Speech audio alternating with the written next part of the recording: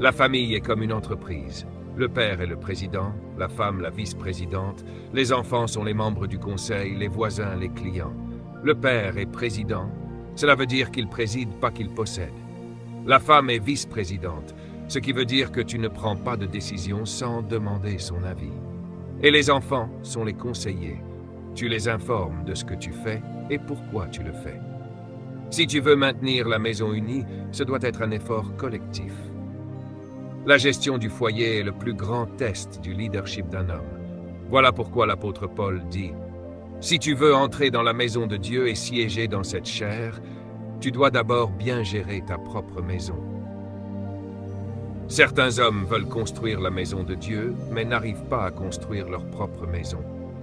Certains conseillent les enfants des autres, mais perdent les leurs. Certains passent plus de temps avec d'autres femmes qu'avec leur propre épouse, et appellent ça du conseil. Il y a des femmes qui doivent prendre rendez-vous pour voir leur mari. Est-ce le cas de ta femme?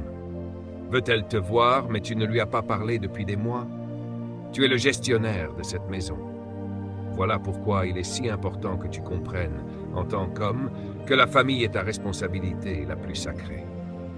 Malachie 4:5 dit « Voici, je vous enverrai le prophète Élie avant le grand et redoutable jour du Seigneur. » Et au verset 6, « Il ramènera le cœur des pères vers leurs enfants et le cœur des enfants vers leurs pères, de peur que je ne vienne frapper le pays de malédiction. »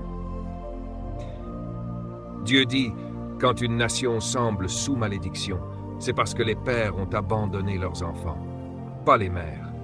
Dieu ne blâme jamais les mères. Il dit, le problème c'est que les pères ont abandonné leurs enfants, et les enfants ne trouvent plus leur père.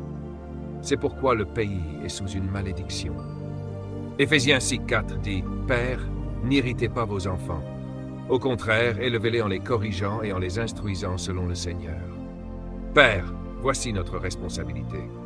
Remarquez, il dit d'abord, « N'irritez pas vos enfants. » Cela veut dire ne les provoquez pas, ne les frustrez pas.